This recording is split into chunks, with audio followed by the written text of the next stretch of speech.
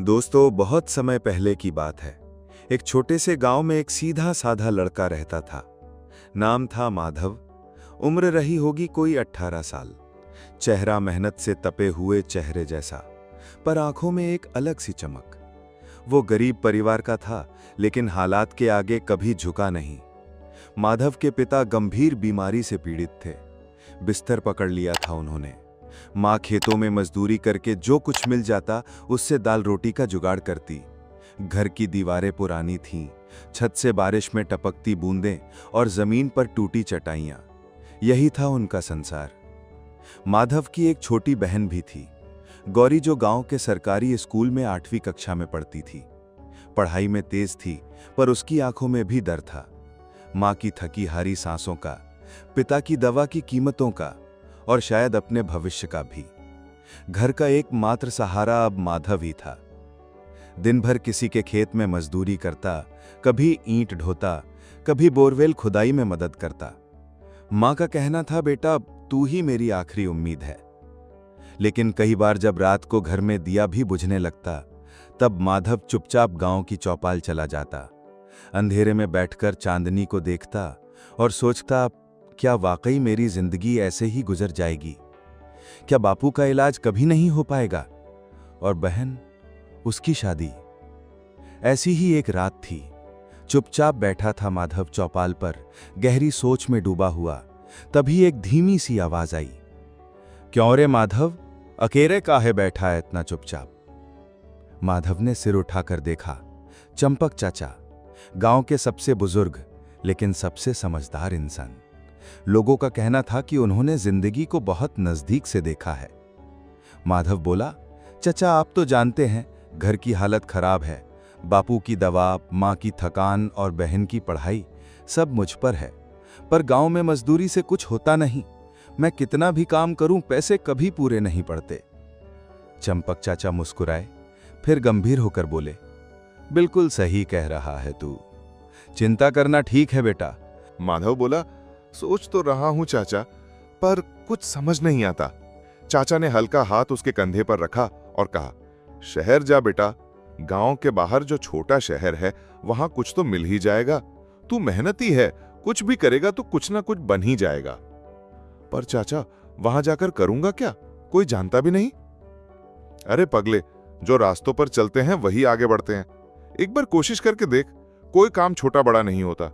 शुरू में जो मिले कर ले, फिर धीरे धीरे चीजें बदलती हैं। माधव ने चाचा की आंखों में देखा, वहां भरोसा था। चाचा ने कहा, कल सुबह ही निकल जा बेटा, मां को बता देना। और हां, कोई डर नहीं, तू कर लेगा। अगली सुबह माधव ने मां को सारी बात बताई। मां चुप रही कुछ पल, फिर हाथ जोड़कर बोली, जा बेटा, तू ही मेरी उम्मीद है। जो भी करेगा परिवार के लिए ही करेगा। मेरा आशीर्वाद हमेशा तेरे साथ है। गौरी ने भी चुपचाप उसे देखा, आंखों में सवाल और आशा दोनों। माधव ने पुरानी सी एक पोटली बांधी, मां के बनाए 2 सूखे पराठे रखे और पैदल ही निकल पड़ा उस छोटे शहर की ओर। शहर कोई बहुत बड़ा नहीं था, लेकिन गांव से तो कई गुना तेज था। लोग जल्दी चलते, बातें जल्दी करते। हर जगह भीड़ थी, दुकानों में, गलियों में, बस स्टैंड पर काम नहीं था। माधव ने पूरे दिन दुकानों, ढाबों, होटल्स में पूछा, भैया काम मिलेगा? कुछ भी चलेगा। पर हर जगह से एक ही जवाब, नहीं अभी नहीं चाहिए। दिन ढल गया, पोटली के पराठे खा लिए थे, जेब में कुछ बचे खुचे पैसे थे, लेकिन रात गुजारने की जगह नहीं। चलते चलते बस स्टैंड पहुंच गया, जहां अब सिर्फ 2-3 बसें खड़ी थीं। वहीं एक साइकिल रिक्शा वाला खड़ा था, जैसे कुछ सोच रहा हो। माधव धीरे से उसके पास गया और पूछा, भैया क्या मैं इस शेड के नीचे रात गुजार सकता हूं? कोई जगह नहीं है मेरे पास। वो आदमी चौकन्ना होकर बोला, तू कौन है भाई? माधव ने सारा हाल बताया। गांव से आया है, काम की तलाश में हूं। रिक्शा वाला थोड़ी देर चुप रहा, फिर बोला, देख भाई, ये छोटा शहर है, काम है पर इतना नहीं कि हर किसी को मिल जाए। पर तू चाहे तो एक काम कर सकता है। क्या? माधव की आंखों में उम्मीद चमकने लगी। रिक्शा चला लेता है? हाँ, साइकिल चलानी आती है तो बस मैं तुझे कल एक सेठ के पास ले जाऊंगा जो रिक्शा किराए पर देता है। अभी तू यहां सो जाए, मैं बस लेकर आता हूं, मेरी रात की सवारी आई है। माधव ने सर हिलाया। रिक्शा वाला चला गया और माधव ने पहली बार बस स्टैंड के शेड में आसमान की ओर देखकर सोचा, शायद यही रास्ता है जो मुझे कहीं पहुंचाएगा। सुबह उठते ही देखा वही रिक्शा वाला एक कप चाय लेकर आया। लो भाई, चाय पियो और चलो मेरे साथ, आज तुझे तुम्हारा पहला काम मिलेगा।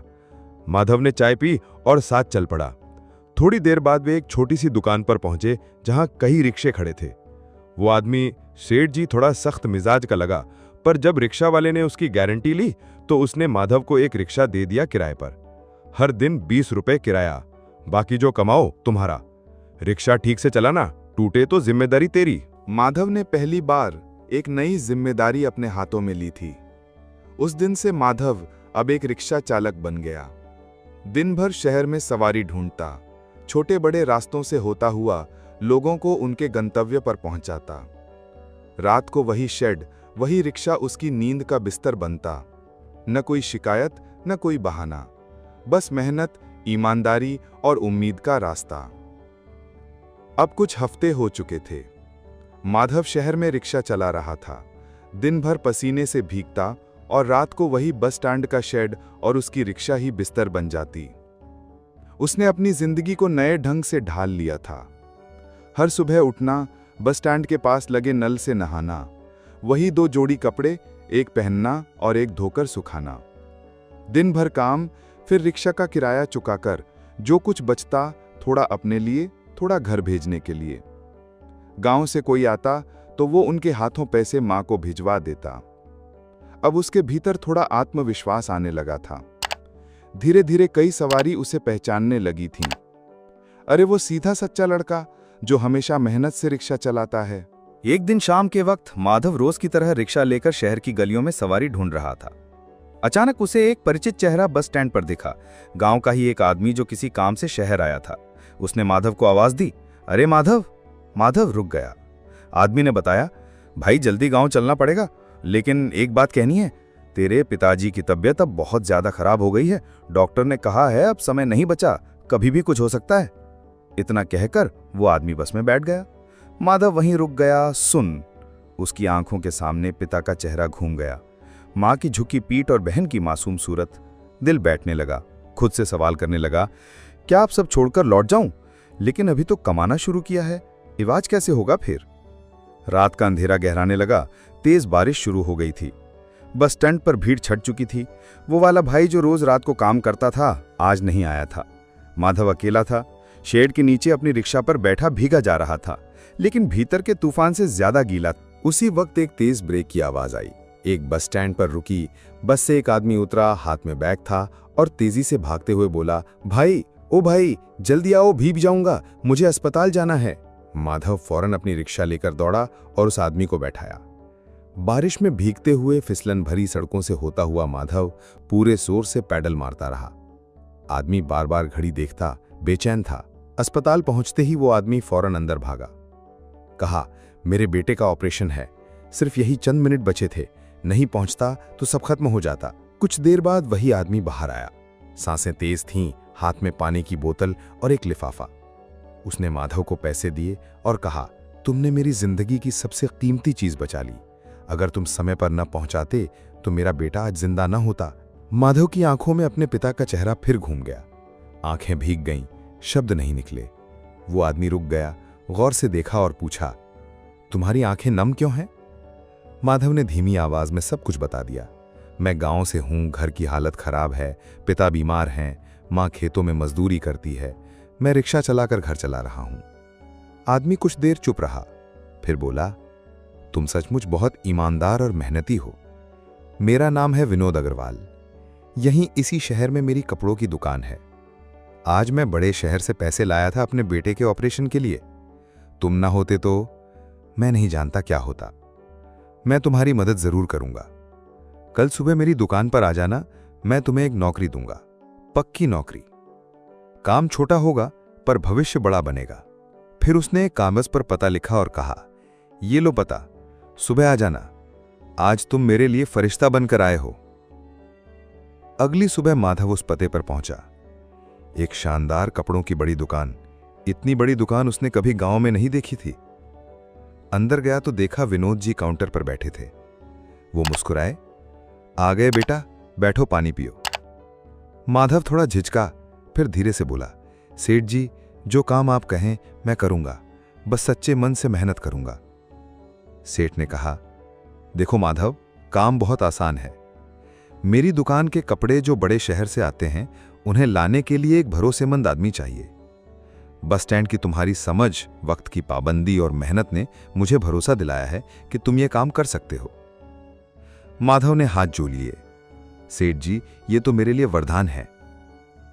विनोद जी बोले, सैलरी कम होगी शुरू में, लेकिन काम सच्चे मन से करना, और हफ्ते में एक छुट्टी होगी, चाहो तो गांव जा सकते हो। माधव ने रिक्शा किराए पर देने वाले सेठ को रिक्शा लौटा दी। सेठ जी, आपका बहुत धन्यवाद, आपने मुझे सहारा दिया। अब मेरी नई शुरुआत होने वाली है। अब वो सेठ विनोद अग्रवाल के लिए बड़े शहर से कपड़ों के बंडल लाता, समय पर दुकान पहुंचाता। धीरे धीरे सेठ को उस पर विश्वास हो गया। कभी कभी उसे दुकान में भी बैठने को कहा जाने लगा।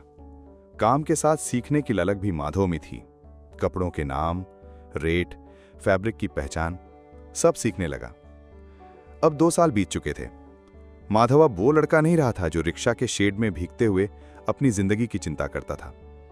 अब वो एक भरोसेमंद कर्मचारी था सेठ विनोद अग्रवाल की दुकान में। वो सिर्फ कपड़े लाने तक ही सीमित नहीं रहा था। अब वो कभी कभी दुकान में ग्राहकों को कपड़े दिखाता, रेट बताता और धीरे धीरे व्यवसाय की बारीकियां समझने लगा था। सेठ विनोद जी को माधव पर अब पूरा भरोसा था। उन्होंने माधव से कई बार कहा था, बेटा, तू अब सिर्फ मेरा काम नहीं करता, तू मेरा भरोसा है। माधव को हफ्ते में एक छुट्टी मिलती थी। वो दिन उसका सबसे खास होता, क्योंकि वह उसी दिन गांव जाता था। बिना किसी को बताए वो सुबह बस पकड़ता और शाम को मां के हाथ का बना खाना खाता, पिता की दवाइयां ले जाता और बहन से पढ़ाई की बातें करता। अब पिता का इलाज शहर के अस्पताल में होने लगा था, जिसकी व्यवस्था सेठ जी की मदद से हुई थी। माधव के चेहरे पर अब आशा की रोशनी थी और मां के चेहरे पर गर्व का तेज। एक दिन दुकान बंद होने के बाद माधव ने विनोद जी से कहा, सेठ जी, एक बात कहनी है। हाँ माधव, बोलो। मैं सोच रहा हूं कि अपने गांव में एक छोटी सी कपड़ों की दुकान खोल लूं। माल आपसे ही लूंगा। गांव में अब कोई ऐसी दुकान नहीं है।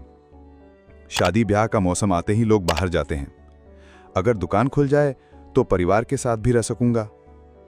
विनोद जी कुछ देर चुप रहे, फिर मुस्कुराए और बोले, तू तो मेरा ही लड़का है, ये भी कोई पूछने की बात है। तुझे कितना भी माल चाहिए मैं दूंगा, और कोई दिक्कत आए तो मुझे बताना। माधव की आंखें नम हो गईं। सेठ जी, आपने जो मेरे लिए किया वो मैं कभी नहीं भूलूंगा। अब सब तय हो चुका था। माधव ने गांव जाकर एक छोटा सा किराए का दुकान लिया।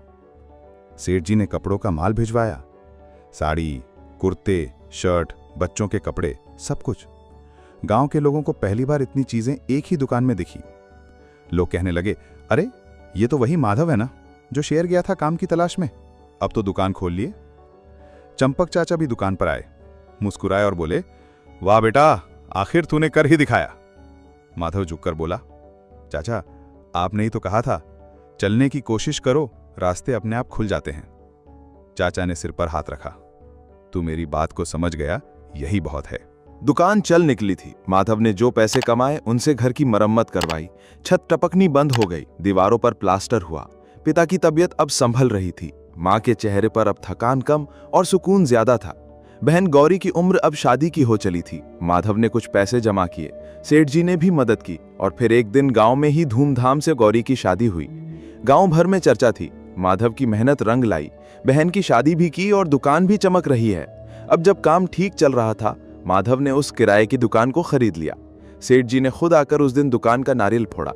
सेठ जी ने कहा, माधव, आज मुझे लगता है कि मैंने उस दिन तुम्हें अस्पताल पहुंचाकर सिर्फ अपने बेटे को ही नहीं, अपनी तकदीर को भी बचा लिया था। माधव ने मुस्कुराकर कहा, सेठ जी, आपने जो मेरे लिए किया मैं हर रोज उसे याद करता हूं। आज अगर मैं कुछ हूं तो आपकी वजह से। सेठ बोले, नहीं बेटे, तो अपने हौसले की वजह से है। हमने तो बस तुझे एक मौका दिया था। एक शाम को माधव अपनी मां के पास बैठा था। मां ने उसका माथा सहलाया और कहा, बेटा, तूने कभी मेरी उम्मीद को तोड़ा नहीं, तूने मेरी दुनिया को नया जीवन दिया है। माधव ने मां का हाथ पकड़कर कहा, मां, तूने ही तो मुझे हिम्मत दी थी। तेरे आशीर्वाद के बिना तो मैं आज भी उस चौपाल पर बैठा होता परेशान होकर। मां की आंखों में आंसू थे, लेकिन वो आंसू अब दुख के नहीं, गर्व और संतोष के थे।